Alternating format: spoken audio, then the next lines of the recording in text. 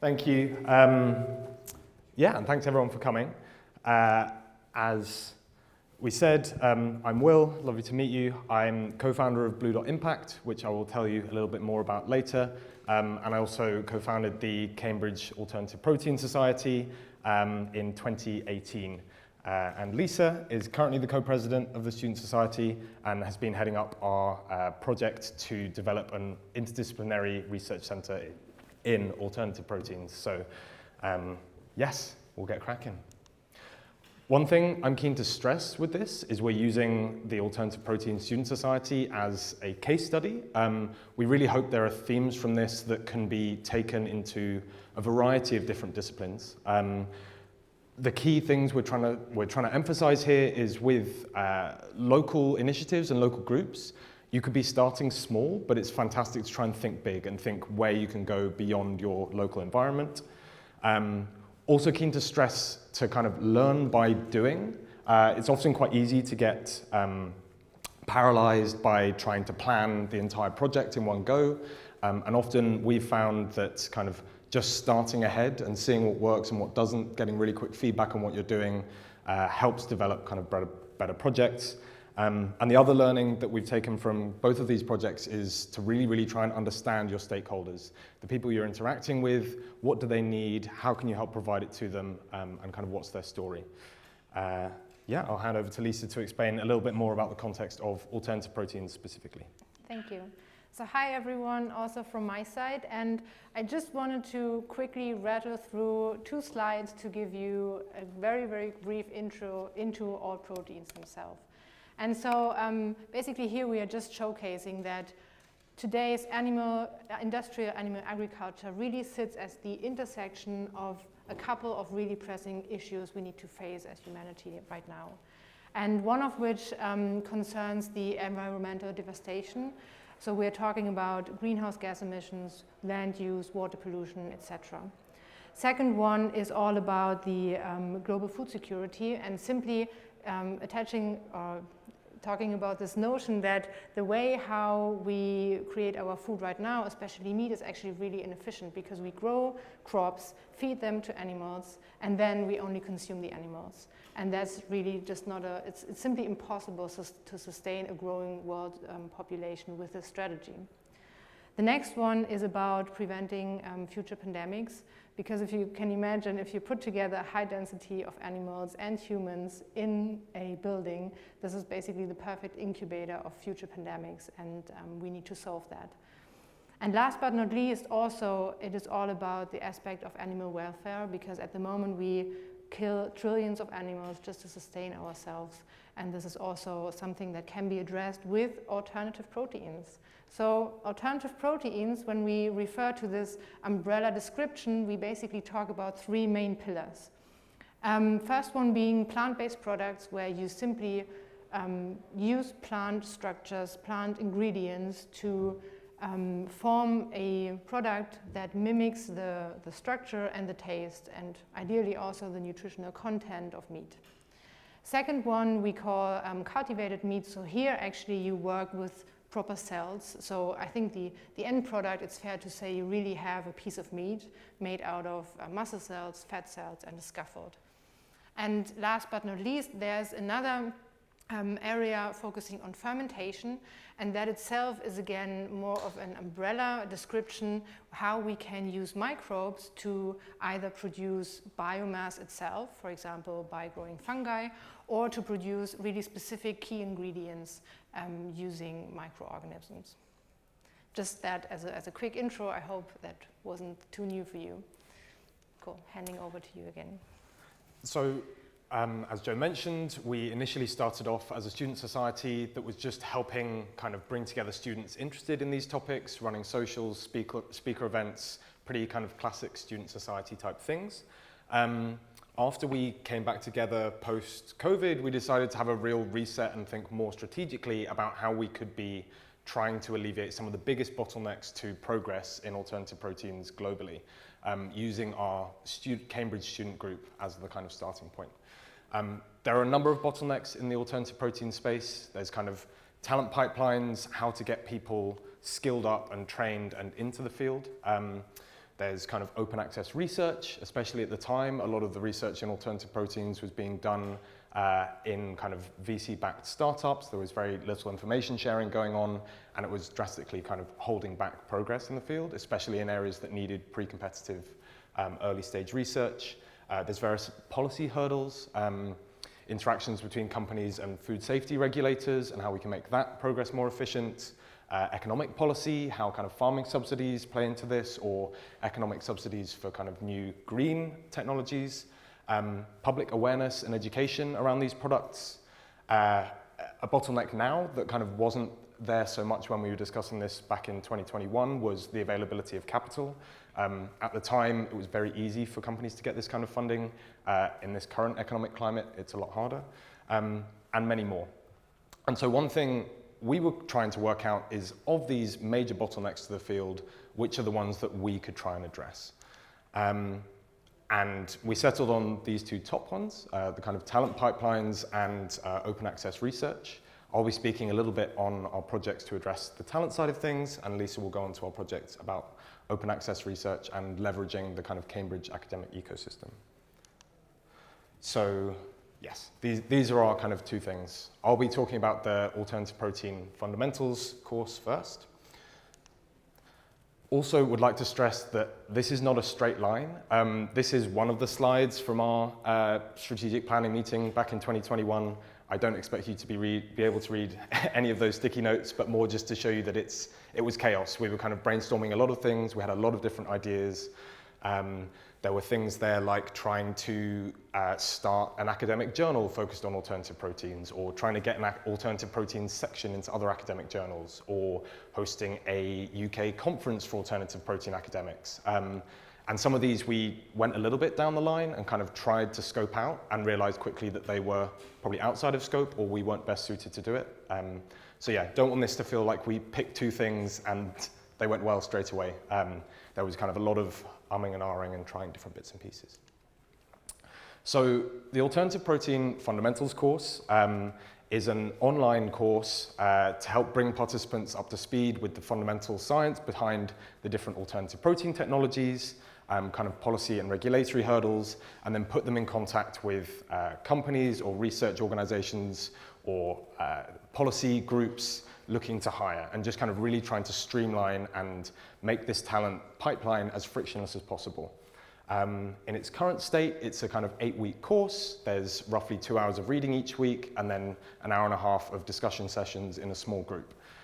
We then hosted things like a capstone project afterwards, which was a chance for participants to try and implement some of the learning they'd done over the course, as well as a careers fair with a number of different companies who were kind of showcasing the research they were doing and available kind of roles they were hiring for at the time. So we've had 2 iterations of this so far.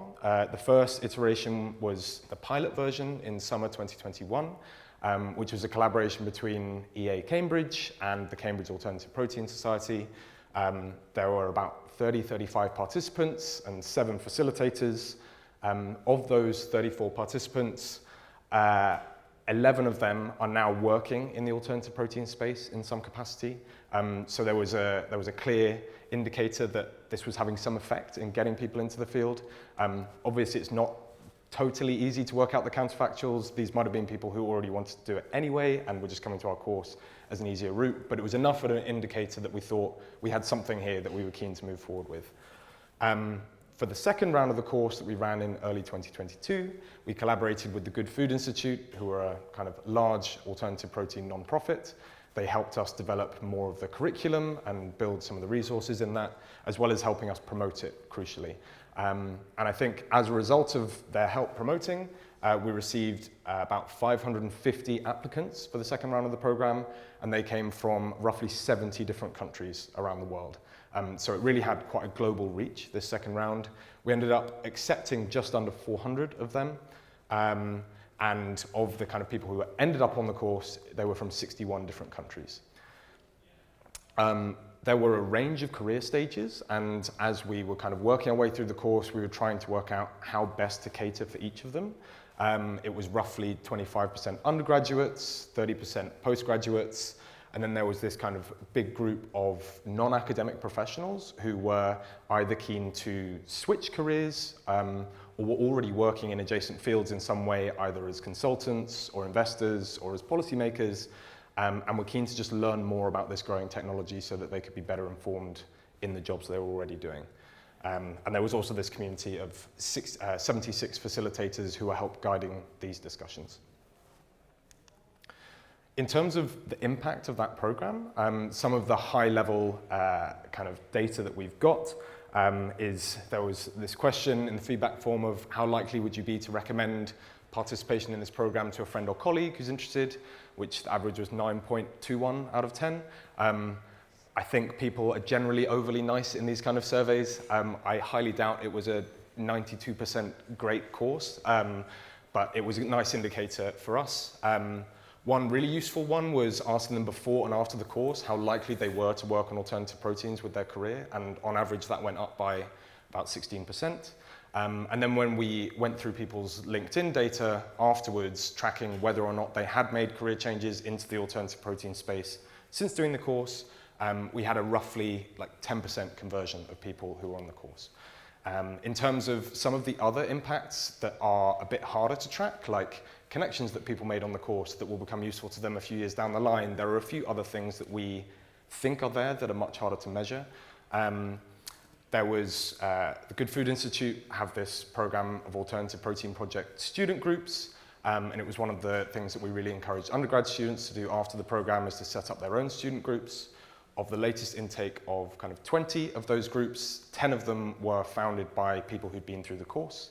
And having chatted to their program, the Good Food Institute's program leads on that, they were very excited that these people were coming in very high context, knew what the field was about, and were able to communicate it with quite high fidelity. It also initiated a special syllabus at the Norwegian University of Life Sciences, where some professors got involved and taught the syllabus as a course that you could do at the university for college credit. As well as a few policymakers who were on the course. There were 6 members of the UK civil service, 1 member of the Dubai government, 1 member of the Peruvian government, or civil service, and chatting, kind of following up with a few of them. I think that has initiated various discussion and working groups within those governments, kind of focusing on those technologies moving forward. So from this, since we ran it the last time, we decided we had kind of a really great system here, or there was a lot of potential to do something big with it. So we founded a new project called BlueDot Impact, whose goal is to run these kind of programs at scale, increasing the professionalism and really trying to reduce the friction of these kind of talent pipelines into really high impact fields. We kind of, through our own experience trying to get into these fields and talking to loads of people who were in similar positions, we decided to focus on 3 specific features of our courses that felt the most important. These were kind of knowledge, in that in a lot of these fields, there's kind of a lot of information out there, and it's quite hard to know what to read and when, and what depth of information you need to know. And so having these kind of curricula for people to follow was really important. There was the network part of things, kind of knowing who to talk to, both in terms of finding a mentor or some kind of peer who is going to help push you to apply for certain jobs, or be some kind of accountability buddy, or work through certain exercises or curriculum with you. And then clearly signposting the downstream opportunities.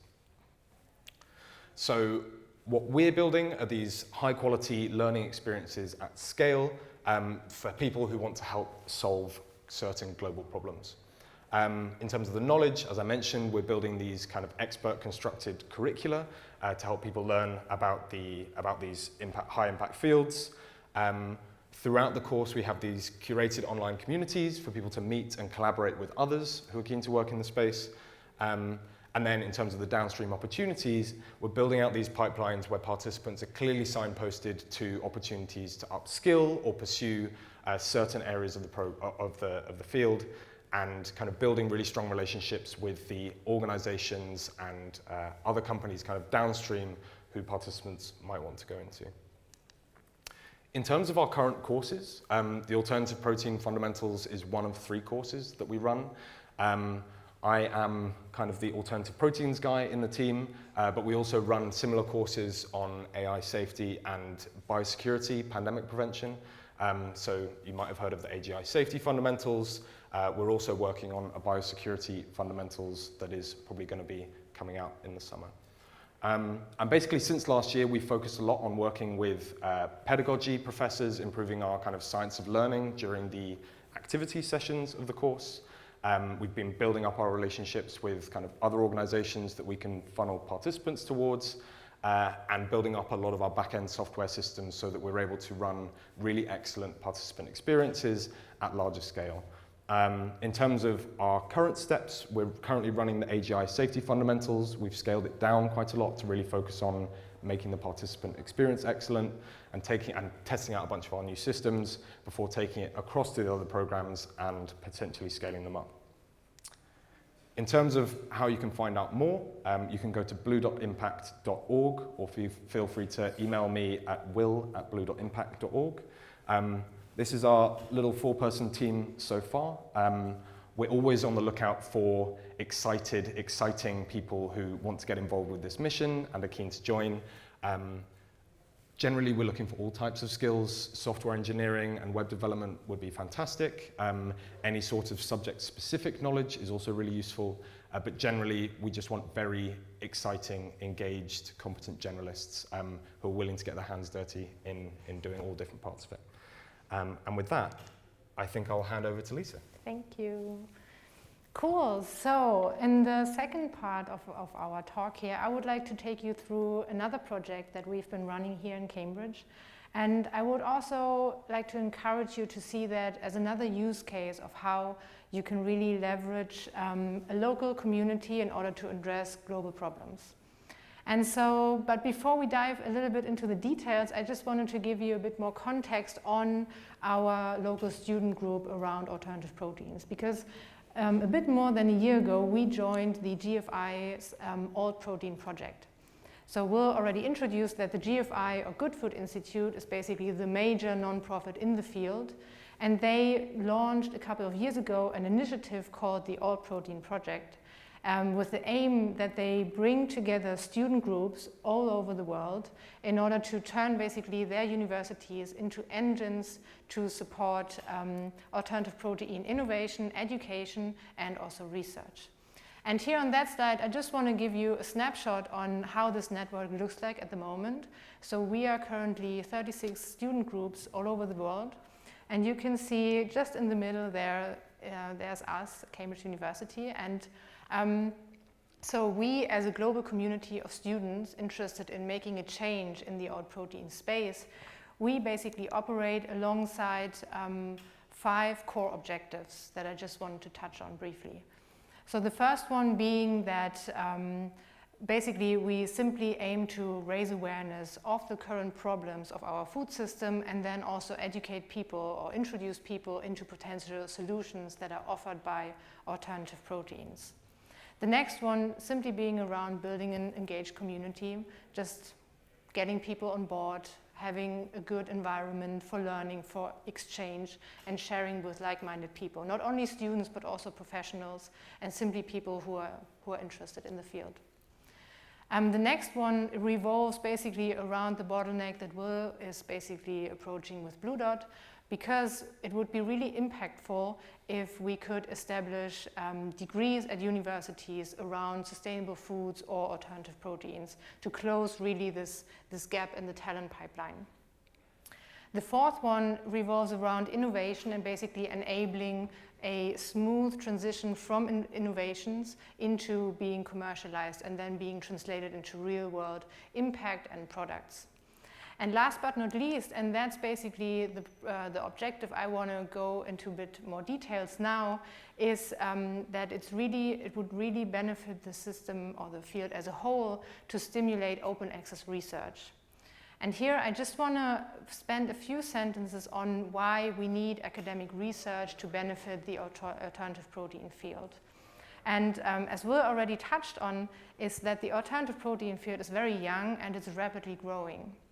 But this growth is really fueled by huge investments from the private sector, mainly by VC money. And this basically creates an environment, as you can imagine now, that where basically information sharing is hugely de-incentivized. And so this makes the scenario very likely that all these emerging companies are working on the same problems and basically all need to reinvent the wheel themselves because they don't share information. And that's actually a really inefficient way how to bring alternative proteins into action. And so our vision here is really what this field needs is a foundation of pre-competitive, openly available data from which on then companies can come and take their innovations further to market.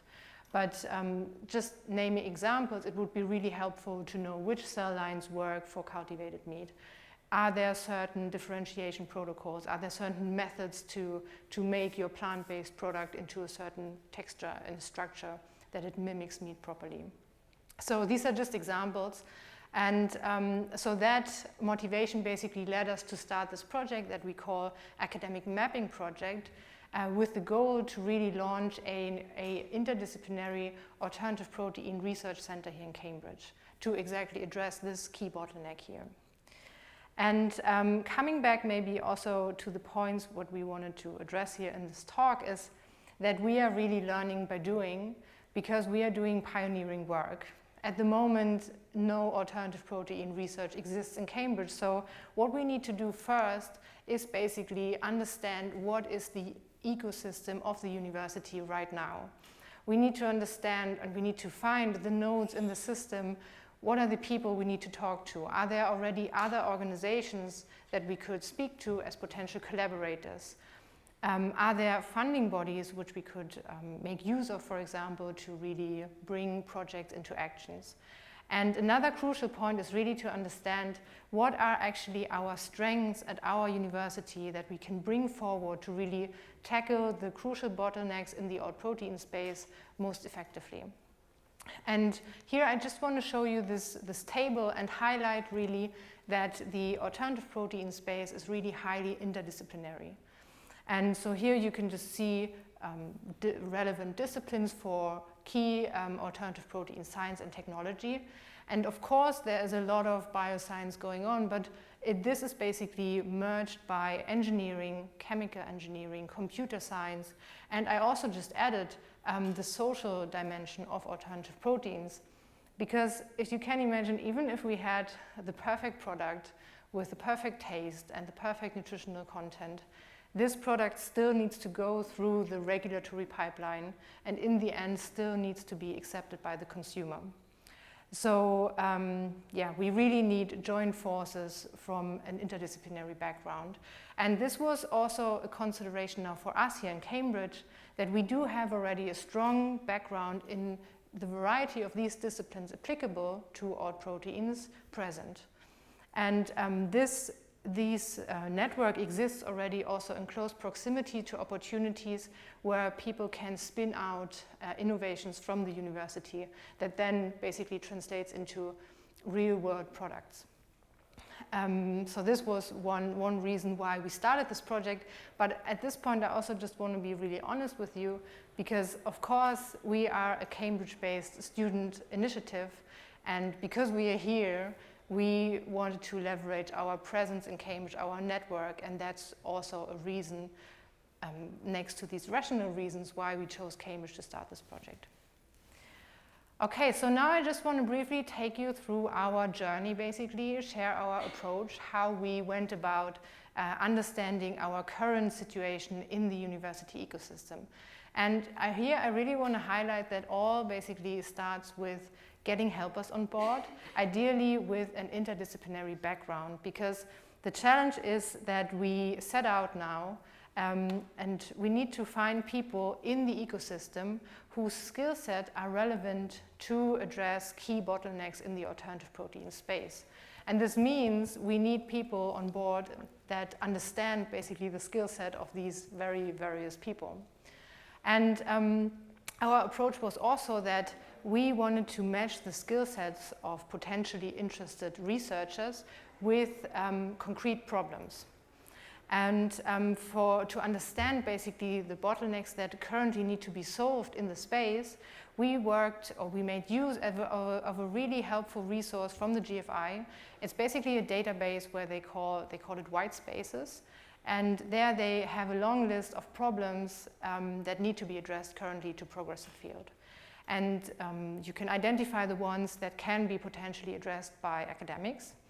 And so we basically, as a team, we learned first about these existing bottlenecks, and with that knowledge we set out, browsed through the departmental websites, through Google search, through LinkedIn, to find people whose skill set could be matched to these problems.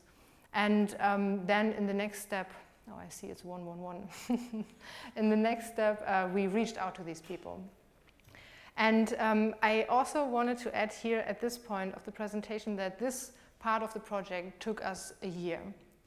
And I think the whole project has been running now for 1.5 years. And I want to highlight that when we stepped into the outreach phase, we wanted to make sure that we really did our homework, in the sense that for some of these academics, it might be the first exposure to the alternative protein space. So we were quite aware that we just wanted to make that as competent as possible from our side.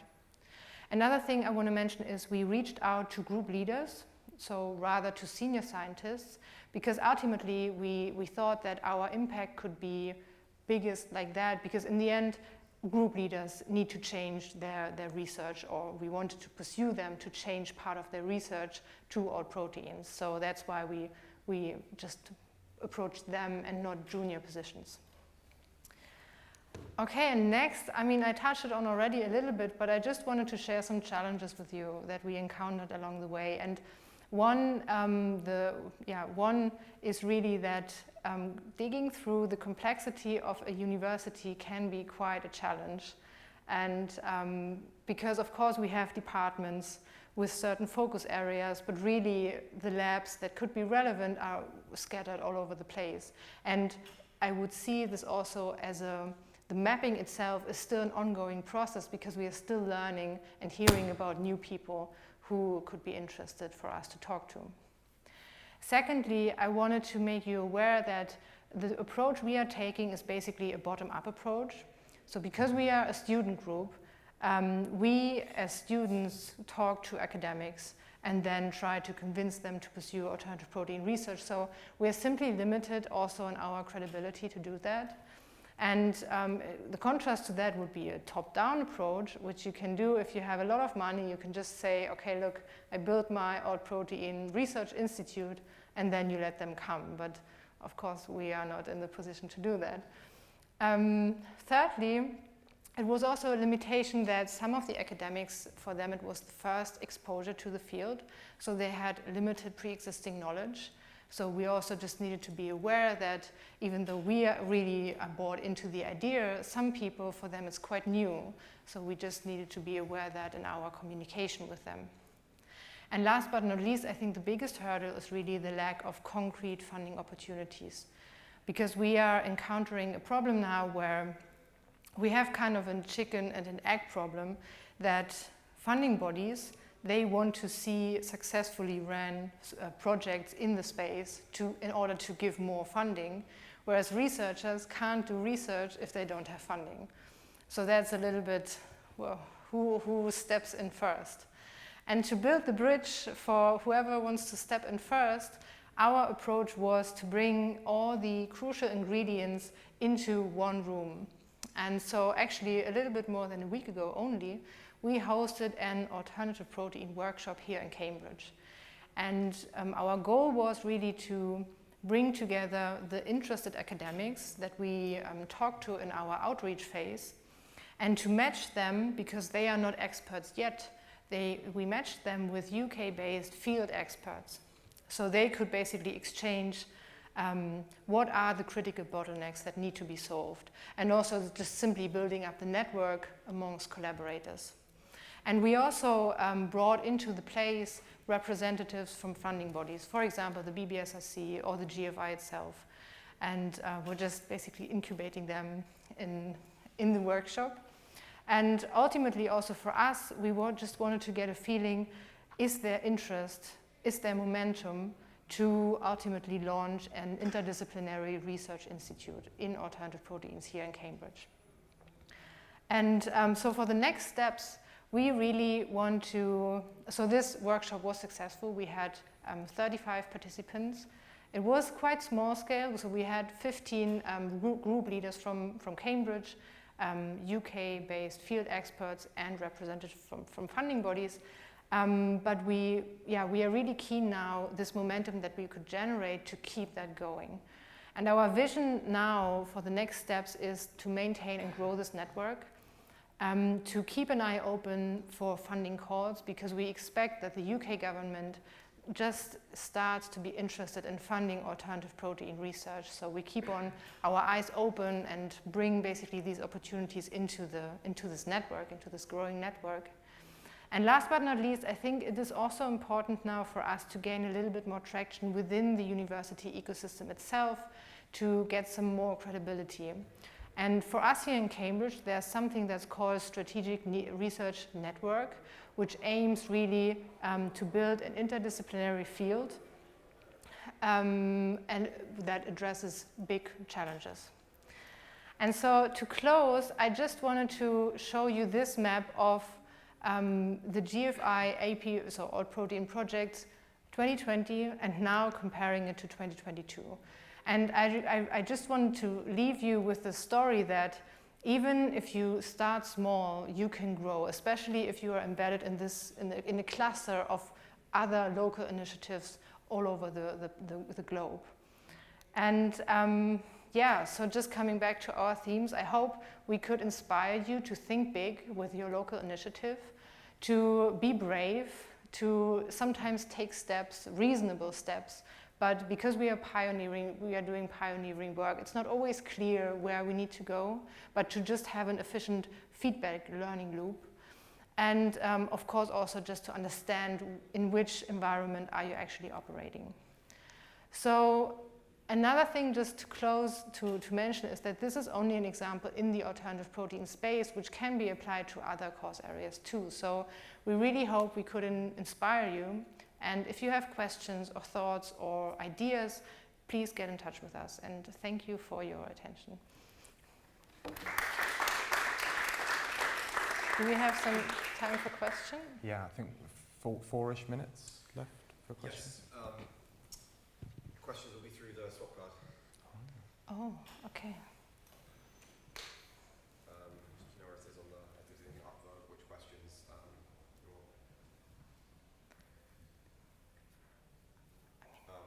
until I get that sorted, I guess, shout them out. But we have a microphone, right? So we could just, if anyone has urgent questions right now, feel free to share. Yeah, over there. Hi, thanks for the talk. It was very informative. Question is, what do you think the biggest talent gaps are in the alternative protein space that somebody within the effective altruism movement specifically should be fulfilling? And then what kind of skill sets are lacking in the space but EA shouldn't really be focusing on? I think in terms of the space more broadly, it's a lot of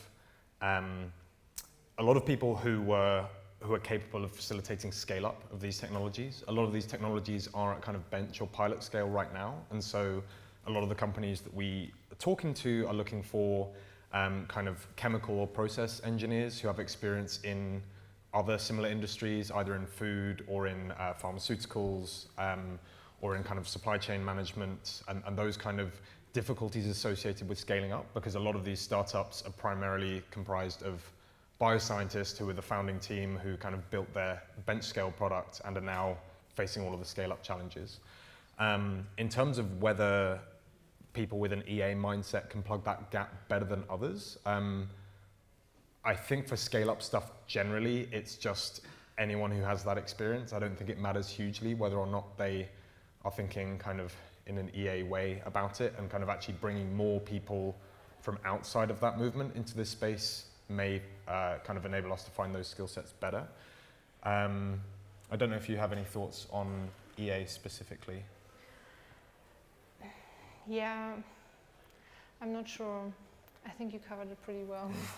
I think maybe one thing I'd be keen to say is I'm wary of there being some kind of value drift in the field generally of companies that kind of initially went into it with the kind of best intentions and some kind of positive social benefit to their company as well, that might pivot towards, as kind of financially things get harder, potentially less desirable outcomes, either in terms of not actually ending factory farming or kind of taking off the kind of large share of the market that they intended to, or by rooting down kind of other technologies that might address some of the benefits of alternative proteins, like for example, using insects as food or feed might solve a bunch of the environmental issues, but might make a lot of the animal welfare substantially worse. And so I think in that kind of framing of ensuring value drift doesn't happen, it's important to kind of keep that moral perspective, but I don't have a great answer to like what jobs you can do to do that. I guess it'd be regulatory or policy or something. Yeah, maybe I can just add regarding the skill set. One crucial bottleneck is definitely the scale up, especially for cultivated meat. That's a big hurdle to make that feasible, but also for fermentation. But I think the field is also lacking some really groundbreaking innovations. For example, in cultivated meat, when it's about keeping things sterile, because of course we don't want to use antibiotics because that's used in animal agriculture. So we need to come up with really new inventions, because right now things are kind of they use the lab scale, what worked small scale. I mean, I guess it's still scaling up, but just to see the bigger picture of how can we implement food grade conditions, because we don't need farmer grade conditions, which would be way more expensive. How can we implement these to make a price, an affordable product, basically?